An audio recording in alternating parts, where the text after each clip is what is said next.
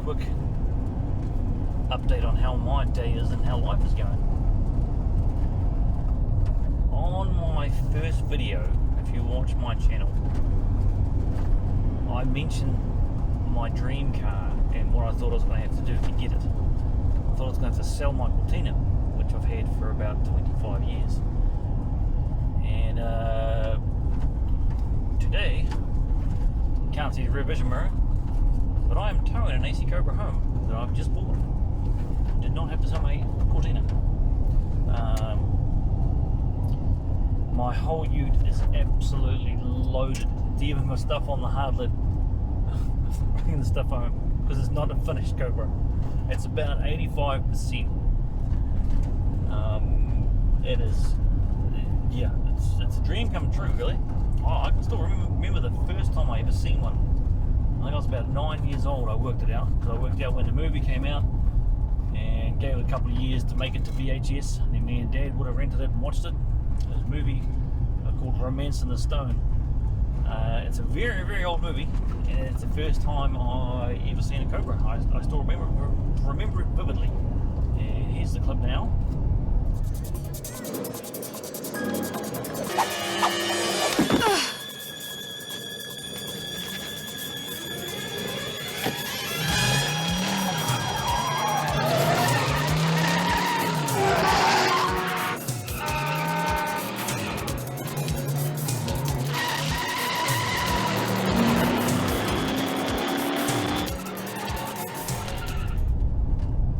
That day, I always said I'm going to own one of those one day.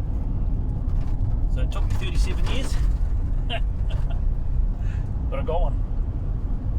Unfortunately, the sad part of the story is that the owner, the guy I bought it off, is a really nice guy, and him and his dad have been building it for about 10 years. I won't go into too much detail because it's his private life, but he was in quite a bad accident and broke his back. And he's not paralysed or crippled or anything like that. He's disabled is the right word there, sorry. But he's getting arthritis in the damaged area. He's put on a bit of weight and he physically cannot continue working on it. Like initially when I talked to him on the phone, he said he probably won't even be there when it leaves the shed because it's going to be heartbreaking for him. But I went over and met the guy and he told me the story about it.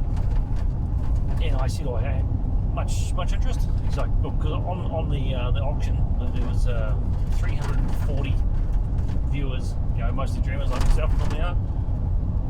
And he said, yeah, in the last week we've had 9 people flying from around the country and various different places. He said, I've got a guy on the phone this morning who wants to put a $10,000 deposit on it today.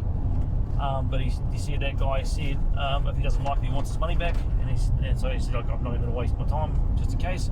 I'm not holding it for anyone. For maybe, and so I went home and discussed it with my wife, and we just bit the bullet. And luckily, in the place in life where we could actually afford this thing, bought it outright. I'm not going to say how dear it was, but it was apart from my house, this is the single most expensive thing I've ever bought by a long way, by a long shot. And it's not finished yet. It's got a bit more time and money to spend in it, but I'm more than capable to do that. Like, it's not even coming home today. It's going straight to the exhaust shop because the lake pipes aren't finished on it, and so that's the first thing that's going to be done. I'll keep this video quite short because it's just a up to or a little vlog. I'll put a couple of photos of it. And yeah, it's not your conventional setup. Like if I leave the motor, if I leave the engine bay closed, if anyone asks what's the motor is in it, I can say it's a Boss, because it is. But not a 429 or 428 big block. No, it's a 5.4 litre quad cam Ford V8. Very similar to the Coyote. So initially I was like, nah, I'll rip that out. But the more I thought about it, the more I was like, why not? it's in there, the work's done, it's basically all past cert and spec and all the tech and all that sort of stuff. So that's staying there at this stage. Apparently it's only got 40,000 Ks on that motor originally. It's been compression checked, tuned, not tuned, all the been checked over. It's got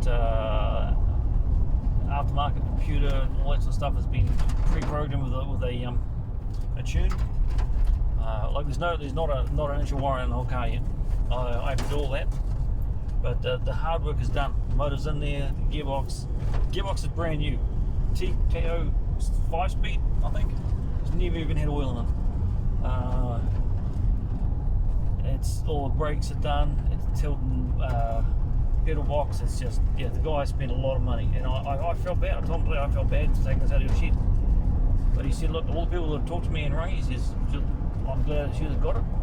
And I swore to him that one of his first trips, when it's finished, straight back to his house, and he can take it for a drive or come for a drive. But as you can tell, I'm pretty fizzy. It's been a long time coming, and I never thought I was going to see the day for quite some time yet, without selling my other toys. But I don't have enough room to put my toys down. It's first world problems. Alright, I'm going to end this now, and I'll probably just put a couple of quick snapshots of it, and yeah, it may look to untrained eye like it's nearly complete or nowhere near complete. It's about 80%, 80 to 85% rather. Just lots and lots I've got boxes and boxes and boxes and boxes of parts just to be put back together. But it's just a big jigsaw puzzle and a lot of time, effort, and another substantial amount of money. But at the moment, my biggest issue is deciding what colour to paint it. Just before I go, I was going to do a carbon fibre wrap on it because they look amazing, and it's the cheapest and easiest way to make it look good. Then I watched another video on the Cobra last night, and backed out of a shed, gloss black, like chrome leg pops. It's like, it's been pretty hard to beat that. But no decision on the colour has been made yet, so watch this space. Thanks for your time.